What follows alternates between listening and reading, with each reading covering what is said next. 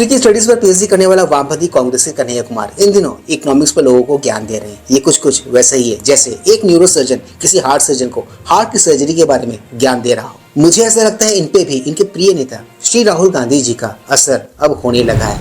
उनका जो असर है, उनकी संगत का जो असर है, वो अब इन पे दिखने लगा है। बहकी बातें करने लगे हैं आजकल महाशय। इनका अद्भुत और अकल्पनीय ज्ञान भंडार इन दिनों चर्चाओं के केंद्र में है। किसी पॉजिटिव कारण से नहीं बल्कि नेगेटिव कारण से खूब मीम बन रहे हैं इनके इन दिनों।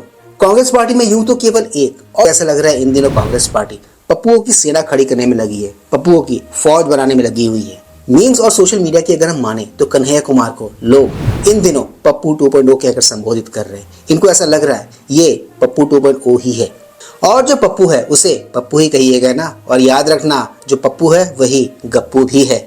And as I told you, he is a वामपंथी, और वामपंथी से ज्यादा बड़ा गप्पास और गपोड़ा दूसरा कोई हो ही नहीं सकता। ट्रस्ट मी, उनके मैच का कोई दूसरी गप्पाजी कर ही नहीं सकता। सबसे बड़े गप्पास और गपोड़े वही लोग होते हैं।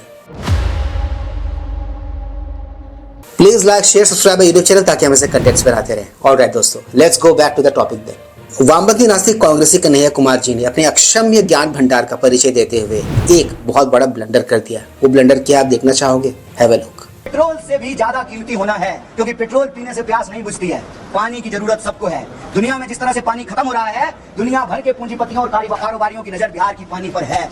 और जब इंडस्ट्रियलाइजेशन होना था तब इंडस्ट्रियलाइजेशन नहीं हुआ है, और जब इंडस्ट्री ऑटोमेटिक हो गया है, जहां लोकल लोगों को रोजगार नहीं मिलेगा, तब ये जो है छोटा छोटा यूनिट लेकर के आ रहे हैं ताकि यहाँ के पानी का दोहन किया जा सके। ये जो बड़ी बड़ी सड़कें बन रही हैं हमारे आसपास, हमारे पास तो इनकम ही नहीं है तो सड़क बना रहे हैं। इस क्लिप को देखकर हमें क्या सीख मिलती है? हमें क्या सीखने को मिलता है? इस क्लिप को देखकर हमें एक ही सीख मिलती है, और वो ये कि टोपी पहनकर कैसे दूसरों को टोपी पहनाया जाता है, वो कोई इस भाई से सीखे। अगर एक पढ़े लिखे युवा का ये IQ है तो ट्रस्ट मी, आप बेरोजगार ही ठीक है, नौकरी मत करो, उसके बदले वो नौकरी किसी उपयुक्त या फिर किसी डिजर्विंग कैंडिडेट को दे दो। वो क्या है ना, वो नौकरी जो आप जैसे लोग कब्जाए हुए बैठे हो या फिर कब्जाने की फिराक में हो, वो नौकरी आपसे ज्यादा कोई दूसरा डिजर्व करता है। वो कम से कम अपने काम और इस देश के काम तो आएगा। आप तो किसी काम के नहीं हो, एक नंबर के नकारा हो।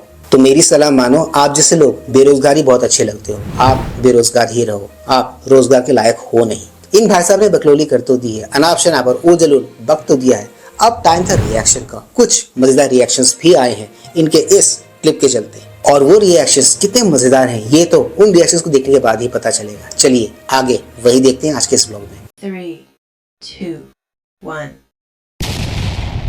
exact logic which छोटे Pappu applied was given by Rahul Gandhi in Haryana कि भाई अगर जो राहुल गांधी सोचे कि अगर जलेबी फैक्ट्री में बनती है, जो राहुल गांधी कहे कि I am unfortunately the member of parliament of, फिर जयराम रमेश कान में बोले कि ऐसा मत बोलो लोग आपका मजाक उड़ाएंगे, या जो राहुल गांधी कहे कि भाई मैं राहुल गांधी हुई नहीं। So when the logic is driven from mister Rahul Gandhi, everybody including mister Kanhaiya Kumar has to apply the Pappu logic. जो कुछ भी यहाँ पर प्रदीप भंडारी जी ने कहा है, एक एक वाक्य, एक एक कथन उसका सत्य है। कांग्रेस में लॉजिक के लिए कोई जगह नहीं है, वहां पर एक ही चीज चलती है और वो है पप्पू लॉजिक। ये एक नया टर्म मिला है। वैसे कन्हैया कुमार ये सिद्ध कर रहे हैं कि राहुल गांधी उनके नेता है। राहुल गांधी कोको कोला वाले को शिकंजी वाला कहते हैं, आलू से सोना निकालते हैं, अलग अलग थियरी देते हैं कि शिव जी ने संसार को ही निगल लिया था। अब कन्हैया कुमार जी ने भी अद्भुत ज्ञान दिया है कि बिहार में सड़कों की आवश्यकता नहीं है, सड़कें क्यों बना रहे हैं।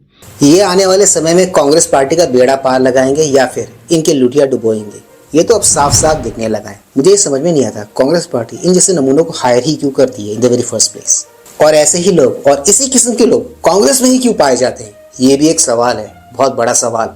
और ये सवाल एक ऐसा सवाल है जिसपे कांग्रेस पार्टी और राहुल गांधी जी को आत्मचिंतन, आत्ममंथन करने की बहुत ही ज्यादा जरूरत है। क्योंकि मेरा ऐसा मानना है कि प्रॉब्लम राहुल गांधी जी में नहीं है, प्रॉब्लम उनके अगल बगल, उनके आसपास जो लोग रहते हैं, जो उनके चेले चपाटे हैं, जो चाटुकार पब्लिक है उनके आसपास की, प्रॉब्लम वो है। बाकी इस पूरे मामले में, इस पूरे मुद्दे पे आप क्या सोचते हो, ये मैं आपकी विवेक पर छोड़ता हूँ। तो दोस्तों, आज के इस ब्लॉग में सिर्फ इतना ही।